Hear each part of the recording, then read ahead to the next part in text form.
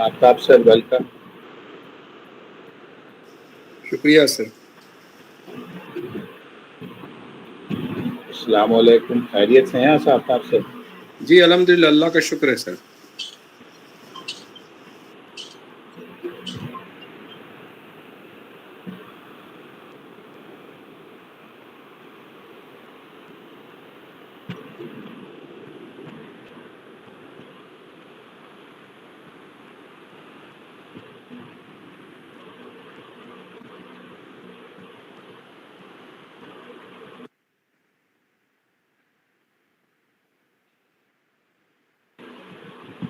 Nafis?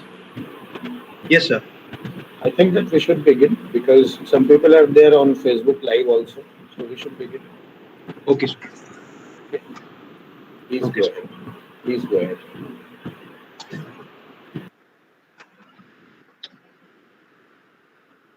So, am I audible?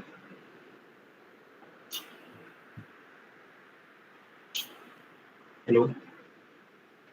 Yes, Nafis, you are audible, but you are a bit slow. थोड़ा अगर loud हो जाओ. Okay, sir. So, very good evening to one and all present here.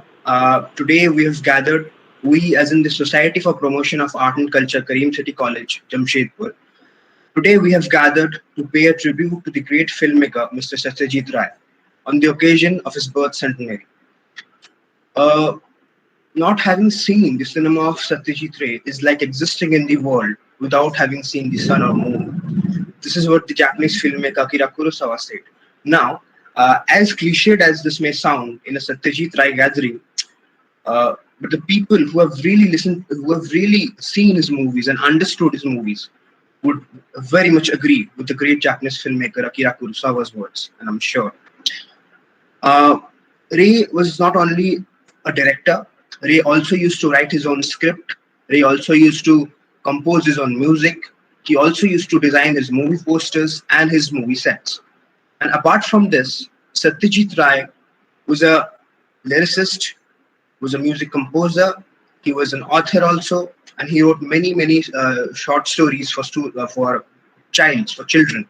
He was very good in the literature for children. And today among us, a very special personality is present among us, who is Mr. Ashok Vishwanathan. And I would like to say a few words about him. Mr. Ashok Vishwanathan, who is a national and international award winner in filmmaking, who is currently a professor and dean at Satyajit Ray Film and Television Institute, Kolkata. He has directed more than 150 film projects, including feature films, documentaries, shorts, and television shows. Apart from the national awards, he has had 5 Indian Panorama entries at the International Indian Film Festival of India, Goa, in 1994, 1999, 2001, 2002, and 2005.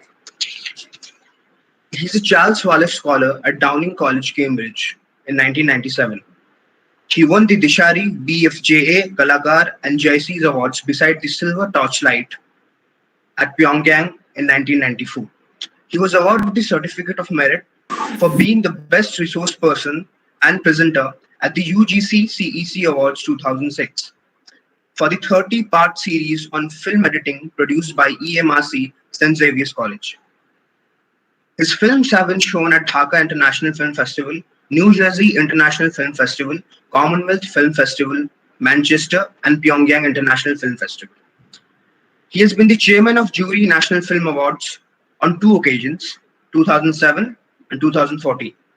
He has been a visiting professor at Tufts University, Boston, and Monmouth University, New Jersey. He has been a governing council member of SRFTI and twice members of the academic councils of FTII and SRFTI.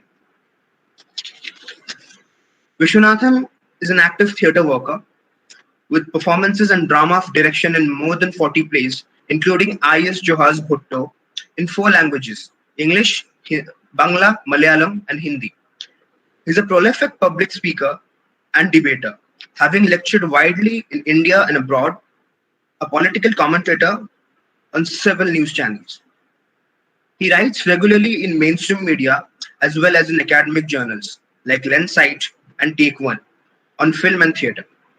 He is a published poet and author with 1 book and 1 volume of verse to his credit. Sir, it's a very, very big honor to have you here today. Now I would like to request our principal, Dr. Mohammad Riaz, sir, to welcome him. Over to you, sir.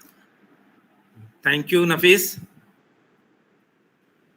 A very warm good evening to one and all present here. Honorable Speaker for today, Mr. Ashok Vishwanathan, Dr. S.M. Yahya Ibrahim, Convener Spark, all faculty members, and my dear students. Satyajit Ray was a motivation film director, writer, and a composer, who is also considered as a figure that put Indian cinema on world map.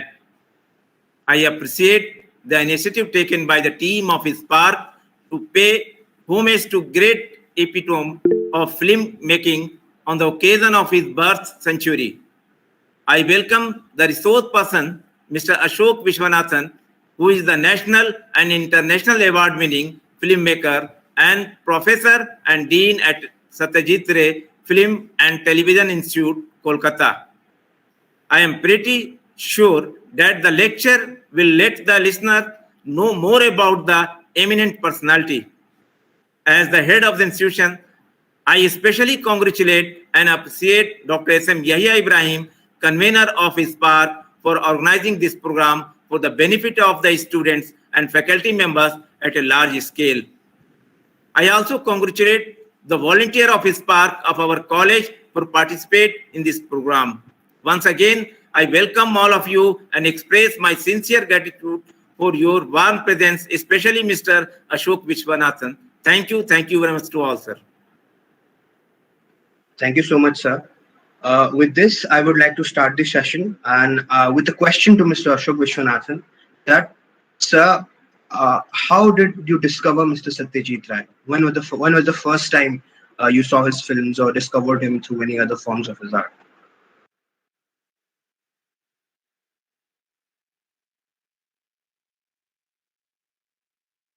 Sir, unmute yourself.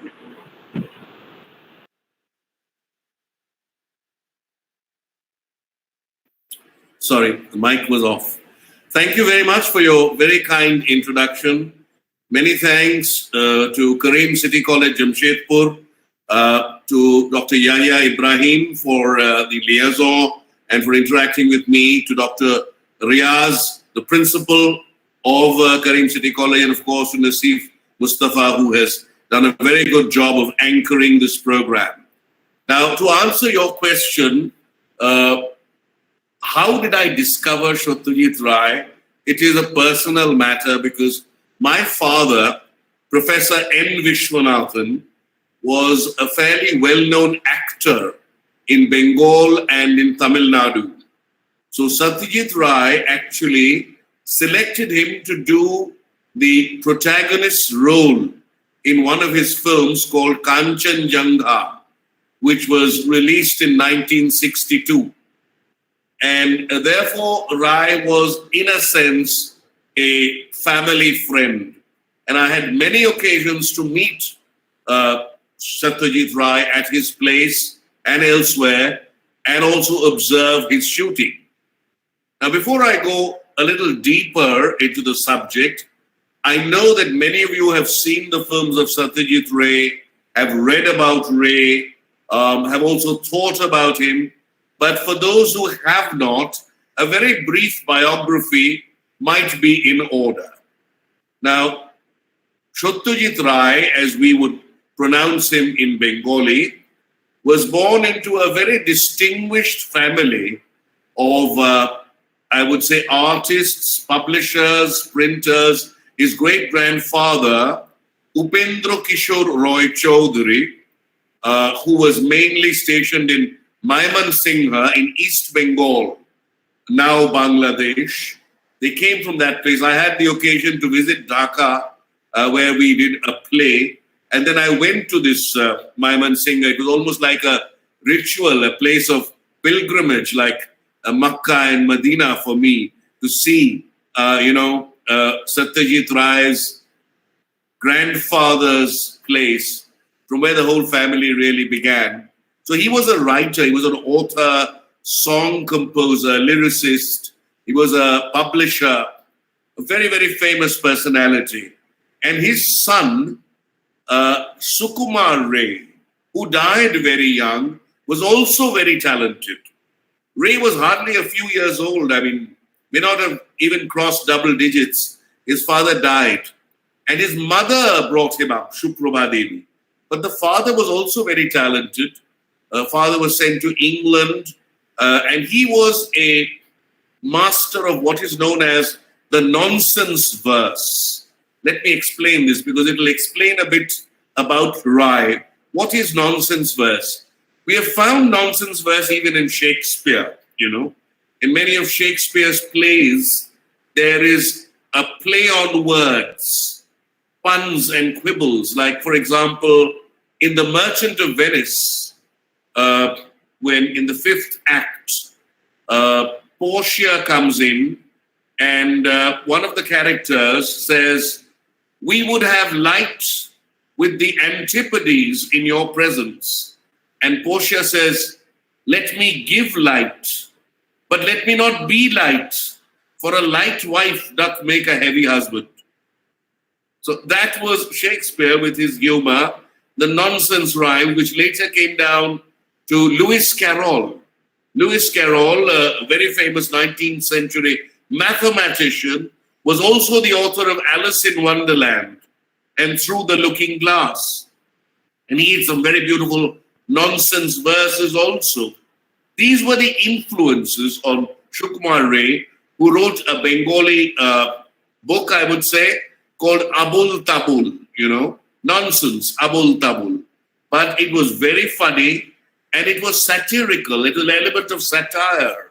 So these were the influences on Ray, who was born on the 2nd of May, 1921.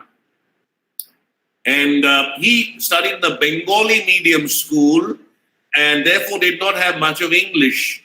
But he learned English on his own, as he says, by hearing the BBC tapes. So much so that later, when he went to England with his films, the Britishers thought that he spoke better English than them. A man who did not study in an English school, in a Bengali medium school throughout, Ballygunge Government High School, learned English on his own and also developed his Bangla. As Nafis Mustafa rightly pointed out, he wrote many short stories in Bangla and his Bangla was brilliant.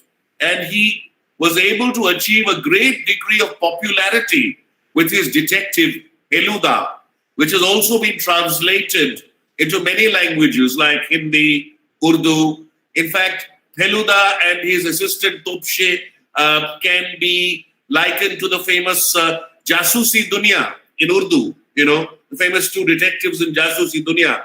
I was for a time attached to the ETV Urdu and we were planning to make a film on this. So detective fiction is a very important element in the making of Satyajit Ray. Now, Satyajit Ray later, he studied in Presidency College, Calcutta, which is a very significant college of India, and then studied in Shantiniketan. But by the time the great Tagore was no more, Tagore had died, but he had left behind a legacy. And Ray was studying art, and he had some very great teachers like Abanindranath Thakur, and Binod Bihari Mukhopadhyay. These were great mural composers, painters, sculptors, and he grew up in that ambience. And then he joined an advertising company called DJ Kamer, who sent him to England. In England, he had the opportunity to see many great films, and particularly the collection of films in the 1950 Venice Film Festival attracted him. Nafis mentioned Kurosawa's comment on Ray.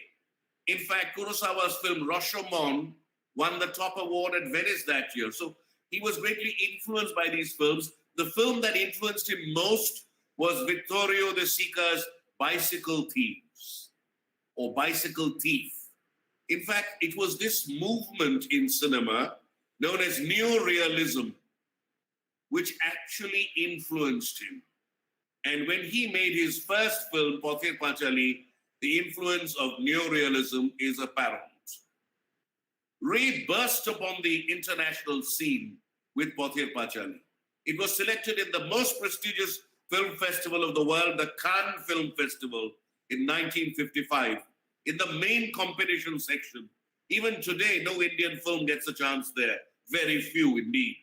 But he got a chance in that competitive section. Not only that, he won a major prize. He won the best human document. And that was the beginning. There was no looking back after that. After Pather Panchali, he made a film called Aparajito. And that was a great film. It was the second part of the trilogy based on the story written by the famous Bangla writer Bibhuti Bhushan Bandyopadhyay. The Apu trilogy, as it is called, the second part is Aparajito. This film won the Golden Lion at Venice, which was a great award. He shared it with the famous Italian filmmaker Luchino Visconti. And then a series of films followed, I wouldn't like to go into a description of all those films, but I'll just mention that he made the trilogy. In between, he made two films. One is Porush Pathor, The Philosopher's Stone. It's a comedy, The Philosopher's Stone. And Jalsaghar in Hindi, which was a very interesting film starring the great artist Chubby Biswas, who has been rated in the Who's Who as one of the great actors of all time. So these 5 films initially, then of course came the Tagore Centenary. In the Tagore Centenary in 1961, he made a documentary on Rabindranath Tagore, which also won the Golden Lotus. It must be mentioned here that Pather Panchali won the Golden Lotus too, as did Apur Sansar, the third of the trilogy. In 1961, he also made 3 Tagore short stories as films: Postmaster, Monihara, and Shamapti. These are delightful films, and you must see them. After that, he branched off into a path all his own. Kanchenjunga was made in 1962. That was his first original screenplay. It was also his first color film. And there have been many landmarks in his career. He is the only filmmaker in the world to have won the Silver Bear at Venice back to back in 2 years, 1963, 1964 films, one in 64 and 65, one for Mahanagar, the big city, and the other for Charulata, the lonely wife. So he's also won the Golden Bear at Venice, at Berlin in 1973. So he's a very, very accomplished filmmaker, featured all over. So what are the main cinematic elements in his oeuvre? That is the subject of my lecture, and I'll move into that straight away because we don't have much time. The first thing I want to say is that he was a great storyteller. Everyone knows that. He was one of the most famous storytellers of all time. But within that storytelling, he didn't stick always to the traditional dramatic narrative structure. Now, what is the traditional dramatic narrative structure? It has come down to us from Greek tragedy, from Greek theatre and Shakespeare. Introduction, complication, crisis, climax, resolution. That is the basic structure. Rai has not always followed this structure in spite of the fact that he is a great storyteller. Look at Pathir Panchali, the song of the little road. There isn't a very definable story in this. There are events happening, a series of episodes. The film is less linear and more pyramidal. It's as if the events are piling up one upon the other, not one after the other, until finally a very climactic moment occurs with Durga's death. But the film doesn't end there. It goes on. And Rai ends the film on a very strange note. It is open-ended. It ends at the beginning of a new journey. The family moves away from the village of Nishchindipur and they are going to Banaras. That beginning is the end. In his end is his beginning. So that makes it very, very different. In Aparajito also, it's not always the story that matters. What is important is the milieu, you know. The environment, jisko mahol kehte hain. That is so important for him. In Banaras, this person who is a priest is working there and he's ailing. The entire atmosphere around the ghats, the child Apu, and then tragedy strikes. The father Horihor dies, he has an attack. So there are events which happen. So also in Apur Sansar, which has that magnificent depiction of the marriage of Apu with Aparna. Apu played by the redoubtable Soumitra Chattopadhyay, the great actor who left us only a few months back. And Aparna was played by Sharmila Tagore. So beautifully, what a wonderful portrayal. A young wife and their tender relationship beautifully etched. Here too, there is the semblance of a story, but that is not a traditional story.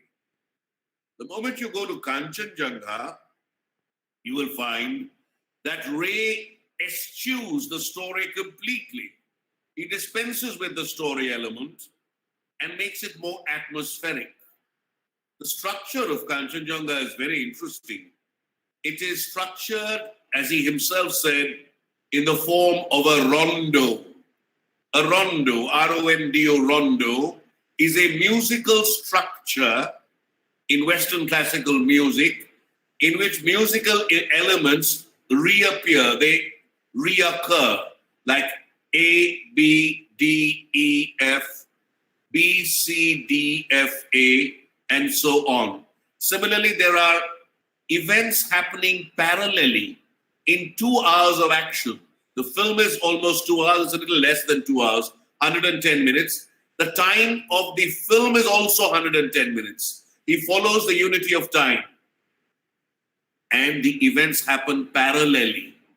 It's not the story that is important, but the atmosphere, the situation. It's also a critique. It is a critique of the upper class, of the social realities, and a marriage that would have happened but didn't happen. In a sense, in that film, in which nothing really happens, he can be said to be a precursor to the kind of film that Antonioni in Italy was doing, you know, films like L'Avventura, La Notte, L'Eclisse, or the kind of theater that was happening in the 60s, you know. Samuel Beckett wrote his Waiting for Godot in the 50s, and playwrights like Ionesco, Adamov, Genet, and so on, they were writing the theater of the absurd, existential plays. So there was an element of existentialism in Ray's Kanchenjunga, which also had Chabi Biswas in the central role of the patriarch. The next film I'd like to mention, which is of great interest formalistically, is Charulata. Ray says it is the film in which he made the least mistakes. That's his way of saying that perhaps that was his best film. It won the Silver Bear, as I said, at the Berlin Film Festival, besides the Golden Lotus at the National Film Festival.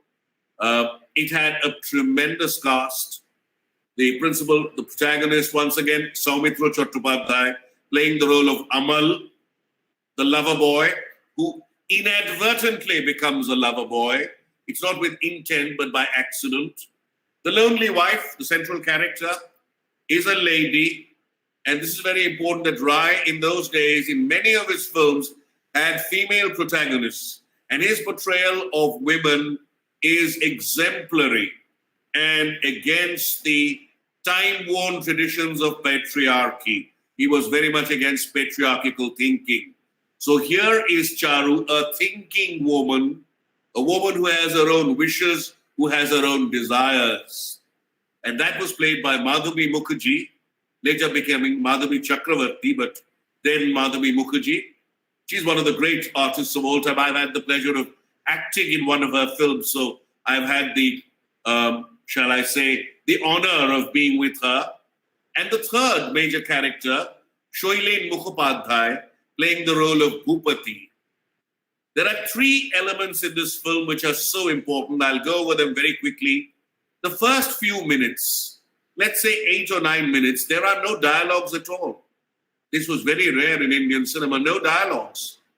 It's just through actions and sounds and movements and ambient sounds like the monkey dance outside, which show you that Charu is lonely and that her husband is drifting away from her.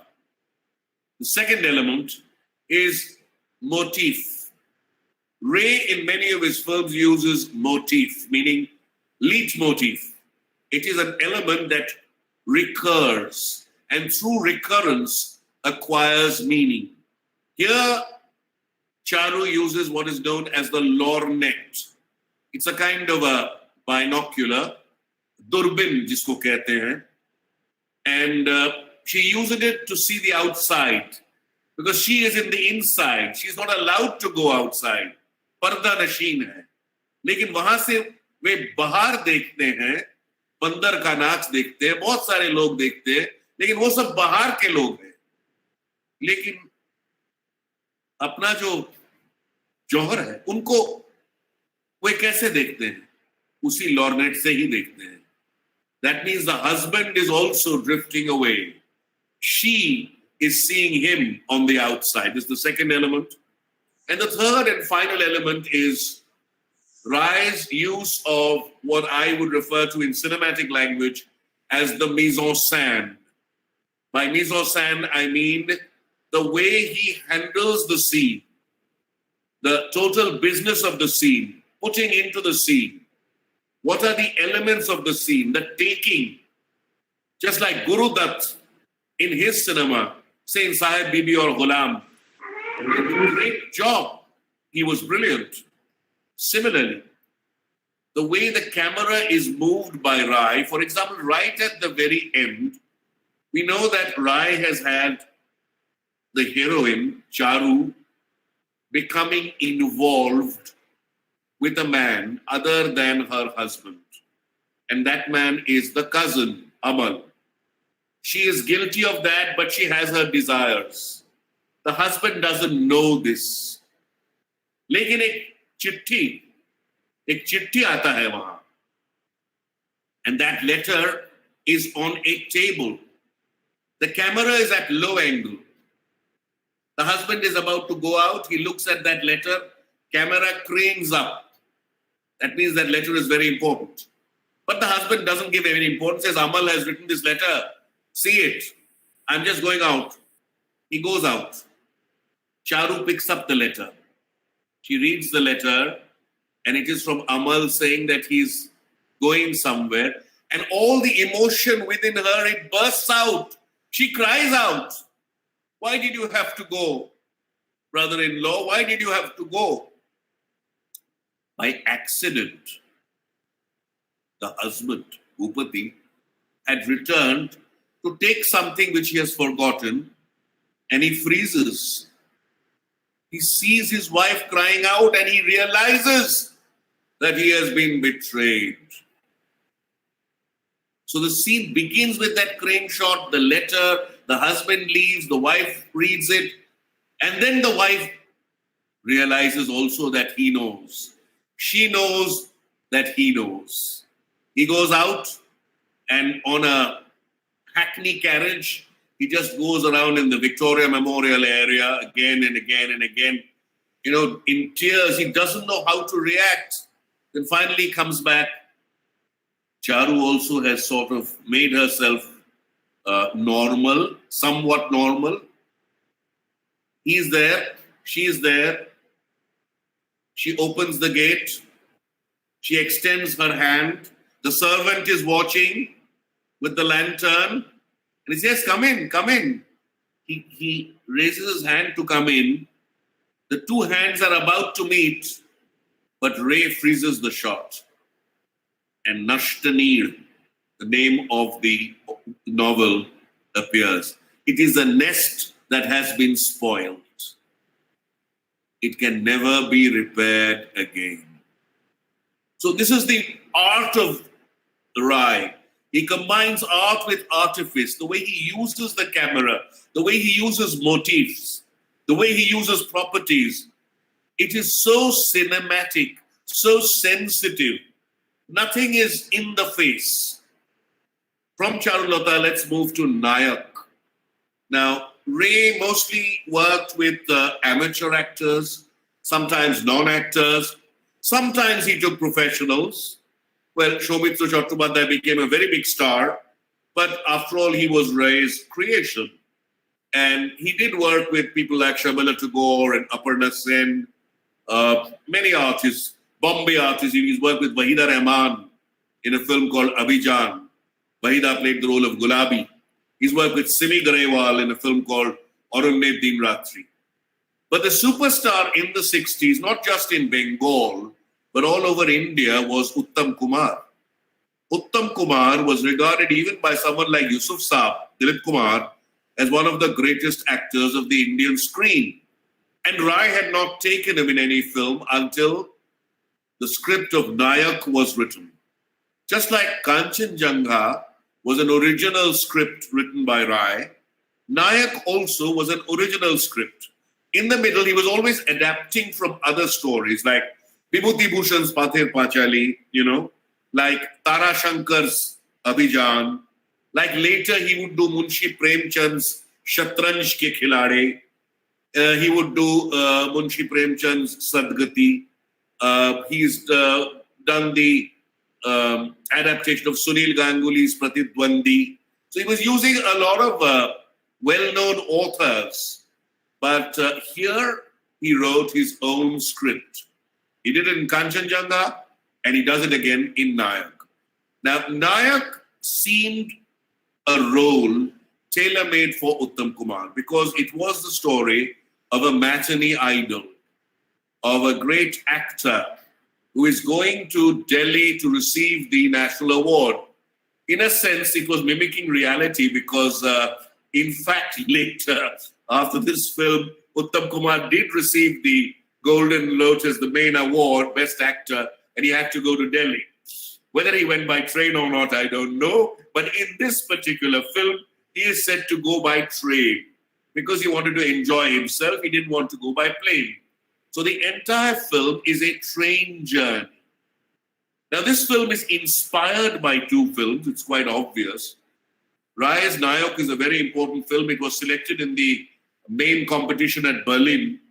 It is inspired by Ingmar Bergman's Wild Strawberries. Bergman's film, or Bergman's film, Wild Strawberries, was made in the mid-50s, 57, and it starred the great actor Max von Sydow, apart from Ingrid Thulin and other actresses like Bibi Anderson. There too, a doctor, a very famous doctor, was moving from two cities to Stockholm to receive a major award. And he was tortured by feelings of guilt. He always felt that in his life, he might have taken some undue advantage somewhere. or stepped on someone's toes.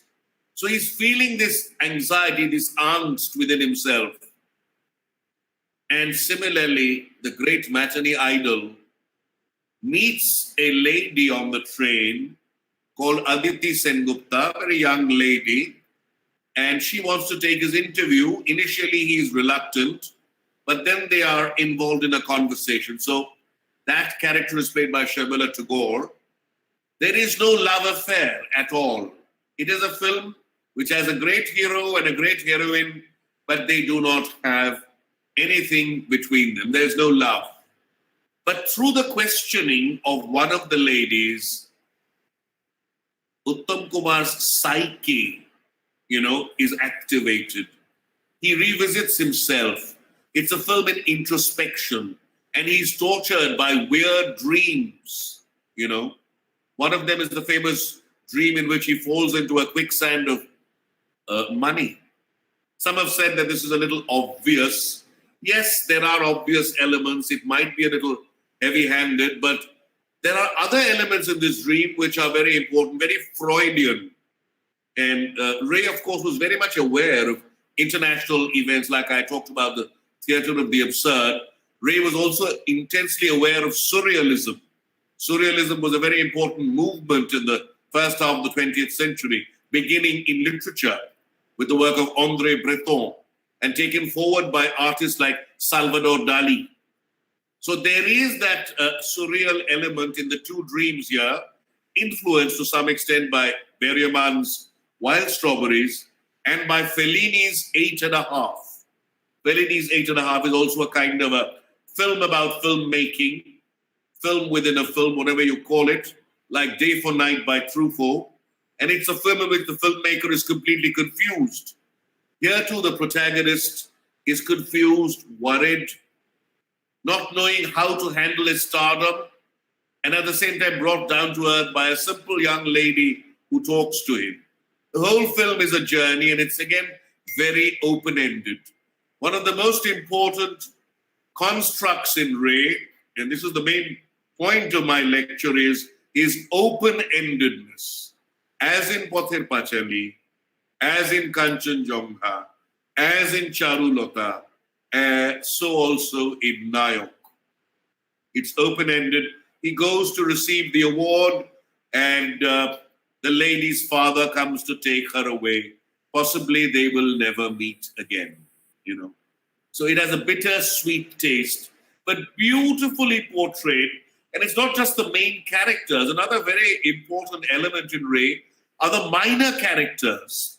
They're also etched so beautifully, like the sadhu on that particular train, who belongs to an organization. When he's asked what is the organization that he belongs to, he says, WWWW, things like that. And there is the advertising executive, who would even use his wife as bait to get a contract. There are people who go gaga over Uttam Kumar. And there are others who deliberately want to decry him.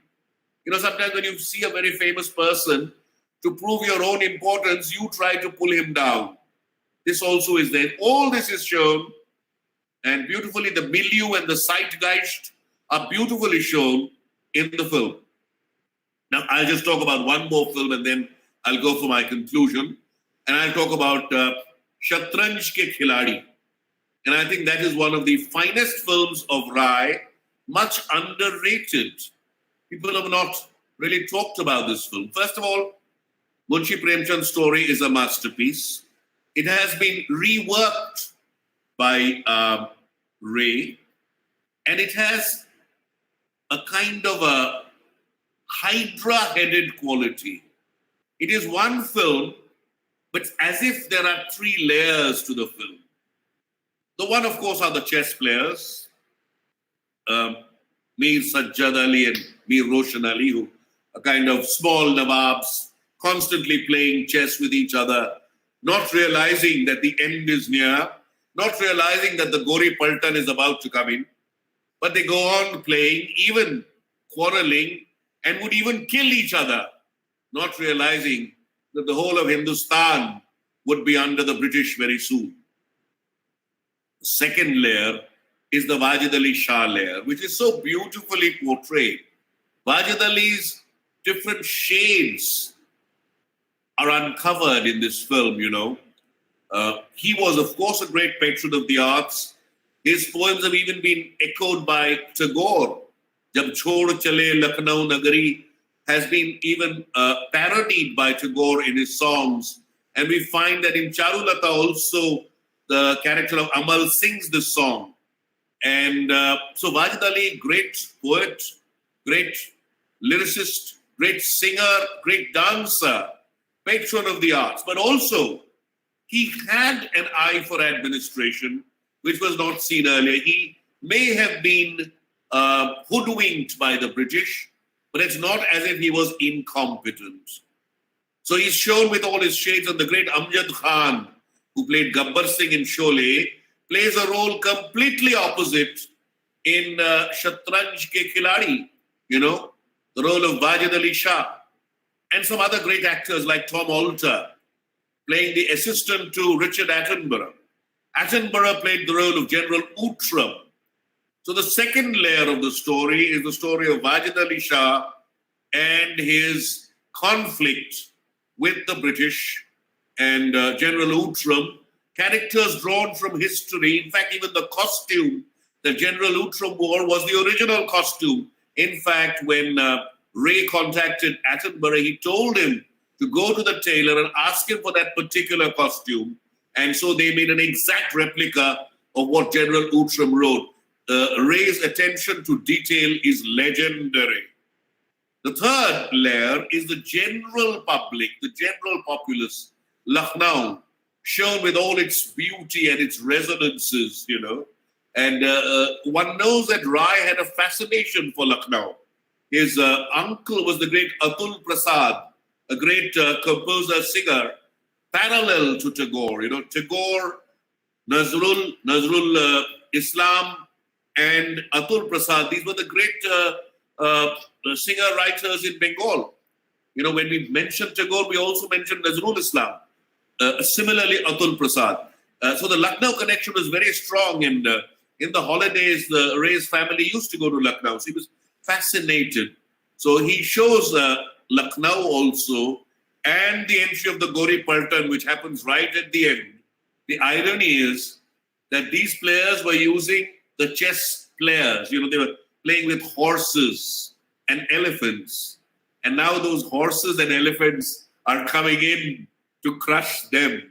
So he shows the horse after horse after horse, and elephant after elephant after elephant. Or wo jo pawn hai, paida, though they are also coming. Paide bhi aa rahe hain, all to crush. So this is a very symbolic kind of presentation, which is why I think it's one of the greats. So I will now conclude by pointing out that the greatness of Ray lies in the dictum, small is beautiful. It's always something very subtle.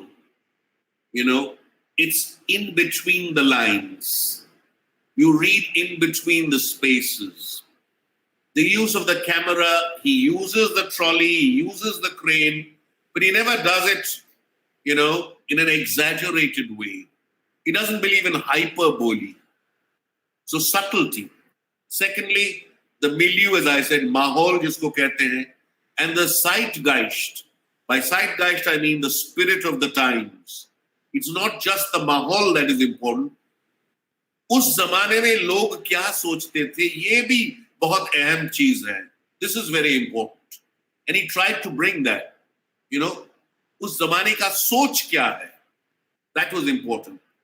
The other thing is that always his films will have something to say. They will be entertaining. He has a lot of entertaining elements. He uses song, he uses dance, he uses humor, wit. There's a lot of wit which has come down from his father and grandfather.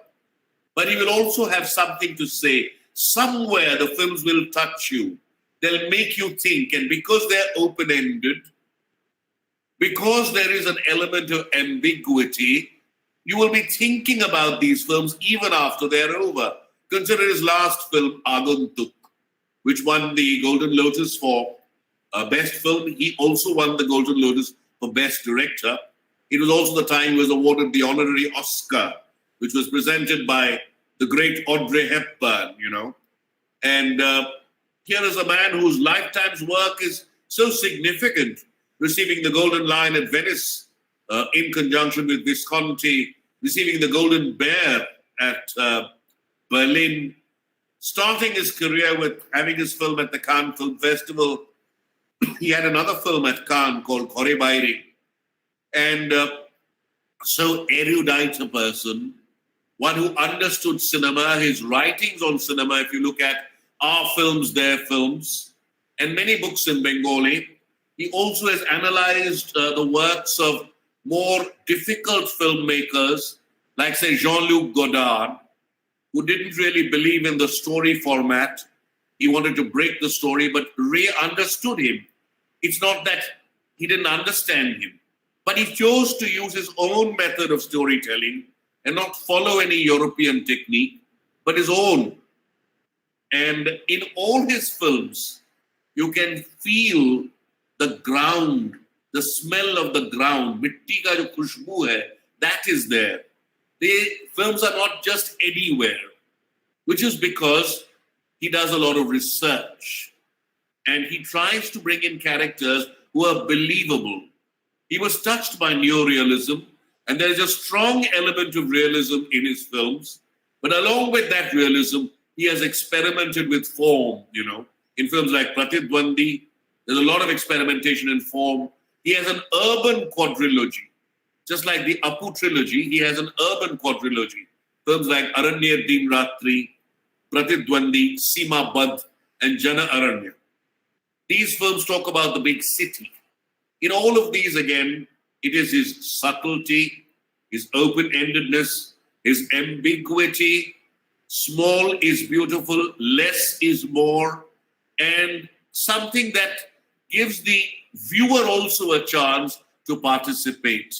I'll end by quoting Lindsay Anderson, the famous British filmmaker. He was asked, when do you make the final cut of the film? Who makes the final cut? You have a rough cut, you refine it, and then you go for the final cut. Who makes the final cut in a film? And Lindsay Anderson said, the audience. The audience makes the final cut. So that's all I have for the moment. Thank you very much.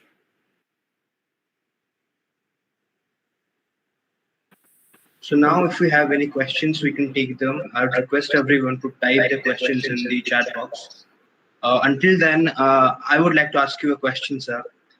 My question is, if you know about this incident that Ray once wanted to make a science fiction film. And in fact, he also wrote a script of a film which involved aliens. And he also went to Hollywood and he was in contact with Columbia Pictures. And but the man who was mediating it, he had some not so fair demands. He said he wanted a credit for a co-writer, but that's why it was shelved. But then Rai also said that his script was copied into many copies, and it was there in the studios of Columbia Productions. And he said that few of his ideas he can see in the films of Steven Spielberg, films like Close Encounters of the Third Kind or Extraterrestrial. What are your views on that, sir? What do you think about it? Well, this is a very publicized case. And in fact, it was the famous author, Arthur C. Clarke, who wrote 2001 Space Odyssey, who actually told Rai that the creature in E.T. is very much like the diagrams that you have made. Now, we don't know what is true. Spielberg is also a great filmmaker, but it is possible that his script may have been used by some filmmaker. Some of his ideas may have been used. In fact, he is said to have been in contact with the great actor Peter Sellers to play the lead role in The Alien. Somehow it didn't work out. Who knows what would have happened? In fact, Ray also wanted to do a film on the Mahabharata. He said that I wanted to do a film on the Mahabharata, but not the whole thing. I wanted to do just the chess game that, Pasha, game of Pasha, that part.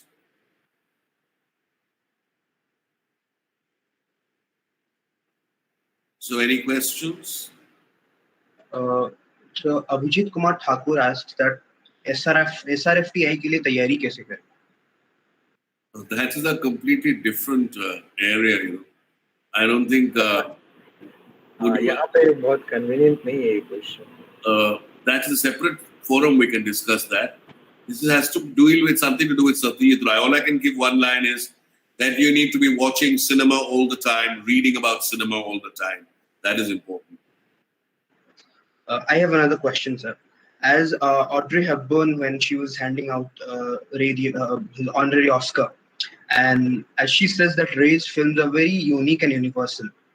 So the term universality is like when your films, in terms of films, if your films are not structured, somewhere not structured in the traditional 3-act structure, then the element of universality goes away.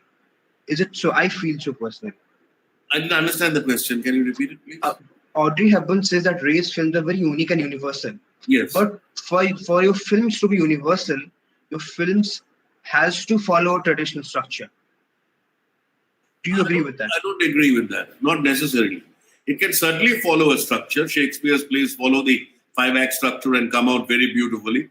But there are films which don't follow the structure and still become universal.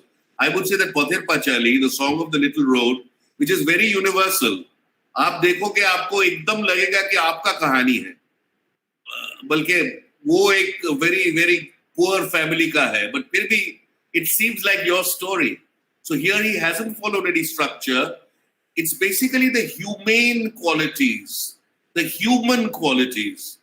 Ray believed in liberal humanism, you know, without having all those strictures. देखिए SRFTI का जिक्र आया है. Film scholarship is important. हम भी Film Institute के ही हैं. But here is a man, Satyajit Ray, जिनका कोई film scholarship नहीं था. बिना film scholarship का इन्होंने, he has made the greatest films of the world. He's rated as one of the 10-15 best filmmakers of the world of all time. So film scholarship is important. It can guide you. But I think the talent is within, you know, something, some magic within. And also you have to be alive to all the influences. Whatever you hear, whatever you see, you know, capitalize on that. Ray used to see films in those days before he made films. And उसी film के कहानी के ऊपर इन्होंने पटकथा रचना किए और वो जो फिल्म जो देखे हैं उसके साथ ये कंपेयर करते थे कि हमारा चित्रनाट्य कैसा आया. That was something interesting.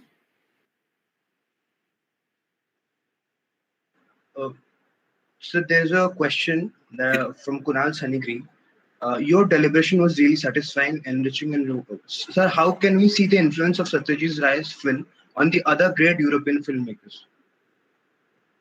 No, it's both ways. The European filmmakers have been influenced by him, and he has also been influenced by some filmmakers. I can give you examples.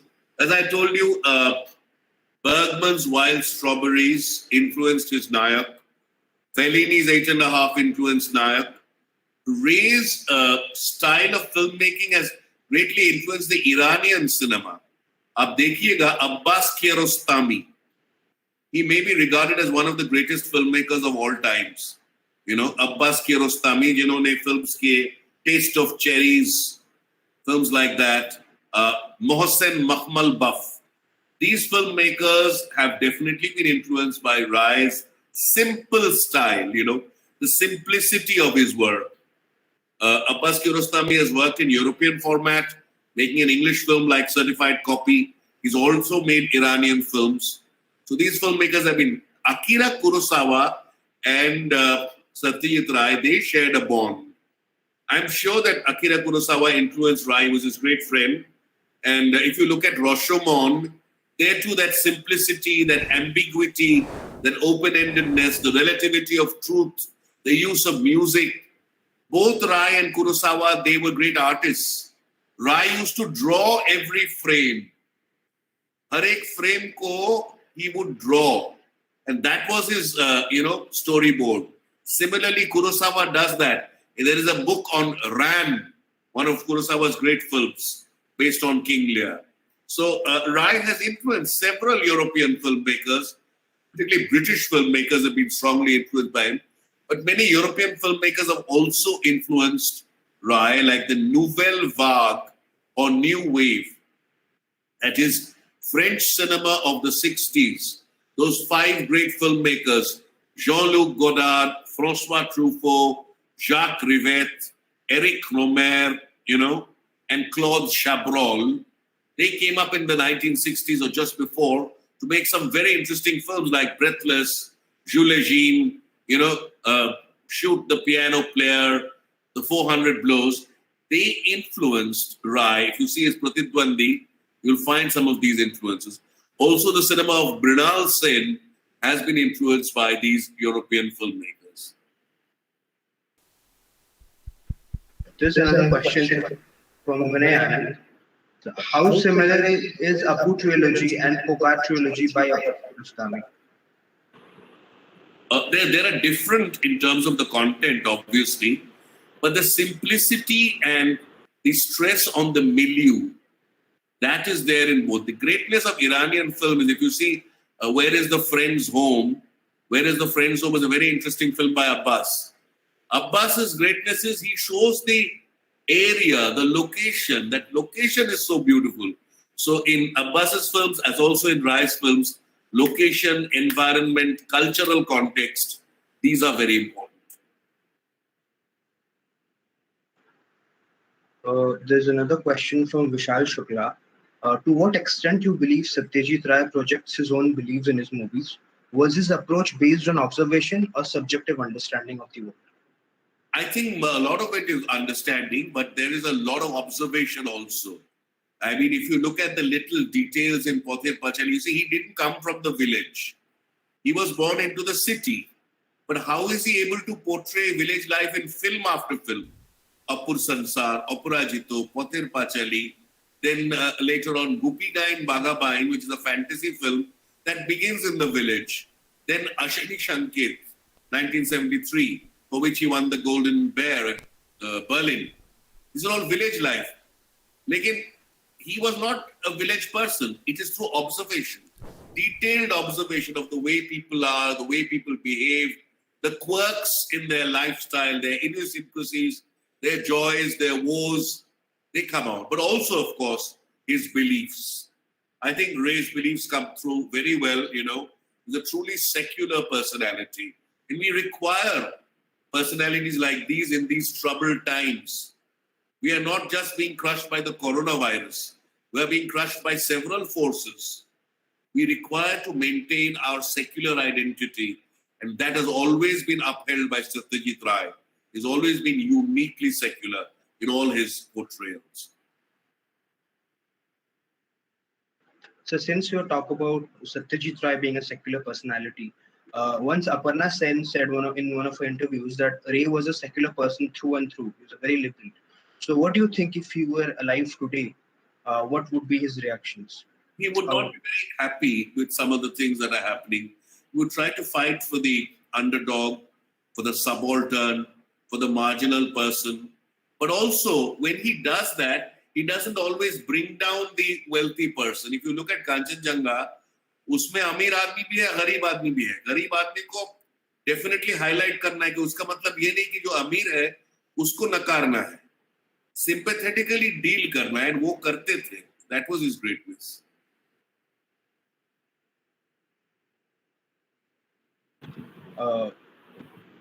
So I have one last query for myself, and I would like to say, since you are mentioning Pratidwandi, when Rai made Pratidwandi, people can all of a sudden sense that the structure or the form or the way his approach was towards his filmmaking suddenly changed. Many said that it was an influence of the French New Wave. Do you think he was trying to participate in that French New Wave through changing his approach towards filmmaking? Period, if you look at it, 1968. 1968 was a time of what is known as Sorbonne 68. One of the greatest revolutions in student politics. It was happening in England also, not just in Sorbonne. It was happening in Latin America. In Bengal, the Naxal Andolan, which was happening, which was underground, it was happening all over. So it is only natural that it will influence the filmmakers. So Mrinal Sen, Ritvik Ghatak, Satyajit Ray, Tapan Sinha, they were all influenced. In fact, K. Abbas is another filmmaker who belonged to the IPTA, who was also influenced. And this Naxalite movement or underground movement, which is happening all over the world, it definitely must have touched Rai, and he tried to make a film in which he has two major characters in that film.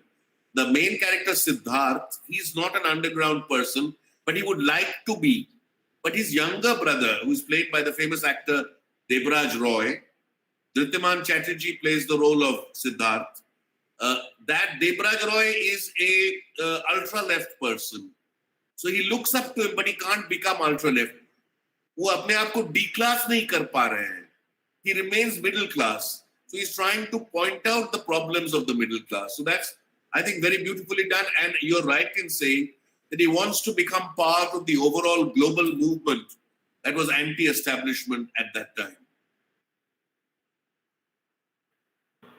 Nafis, Yes, sir. I think that we shall take one last question and wrap up the discussion. One last question from everyone. Okay. So there's a question from Shreya Guha. She has written that I would request sir to share his idea of the movie Ghore Baire and the reason that draw the tragic ending after the catharsis. Yes, I'll do it very briefly because I think the introduction has gone on for a fairly long period of time. Ghore Baire is basically the text by Tagore, which was both criticized and appreciated. There was a famous German writer, a Marxist writer called Georg Lukács, who criticized Ghore Baire very strongly. Because in Ghore Baire, you have one line, the nationalist line, which is portrayed by Sandeep, the revolutionary. But later on, it is found that this revolutionary has certain fraudulent elements. He has certain great qualities. He is a great speaker. He has passion and he has purpose, but there are some weaknesses that he has. The other character called Nikhilesh is the Zamindar character, supposed to be the conservative one. If Sandeep is more left radical, this man can be on the right side. But Tagore seems to side with the conservative person. It is his wife that moves out from the parda. She moves out of the parda, goes from the inner sanctum sanatorium to the outside and falls in love with Sandeep, but later realizes her folly and comes back. But by the time it is too late and Nikhilesh dies in a confrontation which has assumed communal undertones, because there is a conflict between the Hindu and the Muslim villagers there, with relating to the clarion call of rejecting the British goods. But the logic for Nikhilesh was that these people who are selling the British goods have already acquired them. If you stop buying them, then the entire Muslim population, they would be in the soup. I mean, you have to think of it in a very mature and rational way, which was Tagore's logic, Nikhil's logic. So it's a very complex story. Ray also deals with it, walking the tightrope. So there's a tendency of it becoming a communal story, tendency of it becoming radical, or a tendency of it becoming too conservative. He does a fairly good job, but if you compare Ghore Baire with all his other films, somewhere I think this film falls short a little. Maybe a little more of exploration would have been better, I think. But the greatness about the film is that it has this multiple narrative, what we call a polyphony. Several voices are heard. Bimala, the lady, her voice. Sandeep, the revolutionary, his voice. Part of the story is narrated by Bimala, partly by Nikhilesh, partly by Sandeep. So it gives the viewer the chance to judge this very complex issue.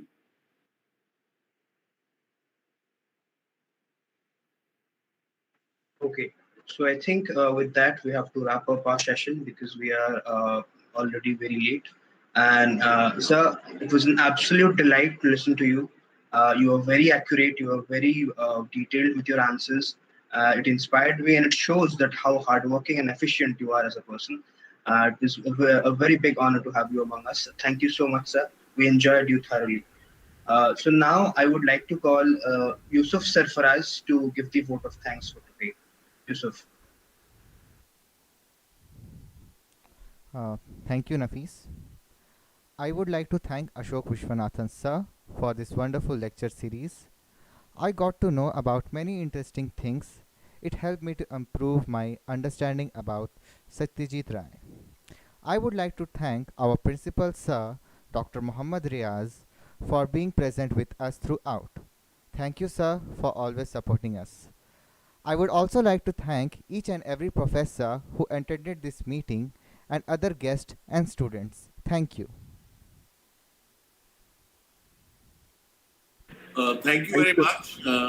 Thank you very much to Karim City College, Jamshedpur. And I'm sure that there should be more such sessions in the future. I'll be only too happy to offer my services for any further interaction that I may be required to be. Thank you, sir. It was great. It was great listening to you. Thank you so much. Thank you, sir. Thank you. Thank you. Very interesting and very informative lecture, sir. Thank Really, we enjoy. Thank हाँ, you. बहुत मजा आया sir. बहुत सारी फिल्में जो देखी हुई थी तो we basically a kind of it was a revisit to those films. Ji. Okay. Thanks a lot, sir. Thank you. So I'll see you then. Yes, sir. Good night, sir. Good night.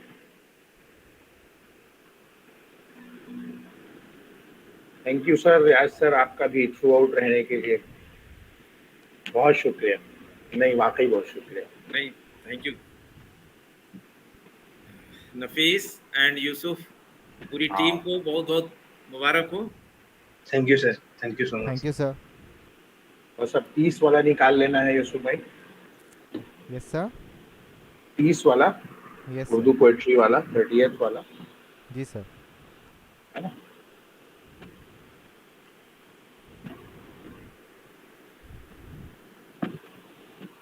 Thank you so much सब लोगों का.